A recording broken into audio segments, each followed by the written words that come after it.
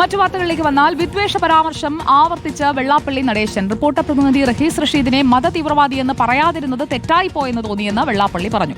അതേസമയം യൂത്ത് കോൺഗ്രസിനെതിരെയും വെള്ളാപ്പള്ളിയുടെ അധിക്ഷേപ പരാമർശമുണ്ട്. SNDP വേദിയിൽ വെച്ച് തന്നെ കോൺഗ്രസ് നേതാവ് M. ലിജു വെള്ളാപ്പള്ളിക്ക് മറുപടി നൽകി. വിവാദങ്ങൾക്കിടെ അമ്പലപ്പുഴയിൽ SNDP പരിപാടിയിലെത്തിയ വെള്ളാപ്പള്ളി നടേശൻ ഇന്നും വിദ്വേഷ പ്രസംഗം ആവർത്തിച്ചു.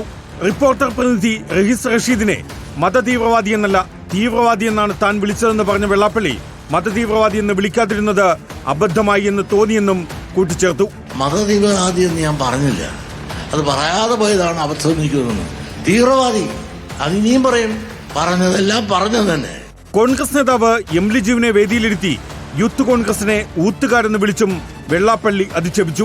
അദ്ദേഹത്തിന്റെ ഒരു പാർട്ടിയിൽ യൂത്തുകാരൻ, ആ ഊത്തുകാരൻ തൃശ്ശൂർ പറഞ്ഞിരിക്കുകയാണ് വെള്ളാപ്പള്ളി നടേശന്റെ കോലം എന്താണ് ചാറൊഴിച്ച് കരിയോലൊഴിച്ച് കത്തിച്ചാൽ അവന് പ്രൈസ് കൊടുക്കുന്നു. വെള്ളാപ്പള്ളി നടേശന് ഇതേ വേദിയിൽ M. ലിജുവും മറുപടി നൽകി. കത്തിക്കലും ഹിംസയും ആര് പിന്തുടർന്നാലും അതിനോടൊന്നും യോജിക്കാൻ മനുഷ്യത്വമുള്ള മനുഷ്യർക്ക് ഒരാൾക്കും സാധ്യമല്ല എന്നുള്ളതാണ് എനിക്ക് സംബന്ധിച്ച് പറയുവാനുള്ളത്. അതേസമയം വിവാദങ്ങൾക്കിടെ വെള്ളാപ്പള്ളി നടേശൻ പങ്കെടുത്ത പരിപാടിയിൽ H. സലാം MLA-യും പങ്കെടുത്തിരുന്നു.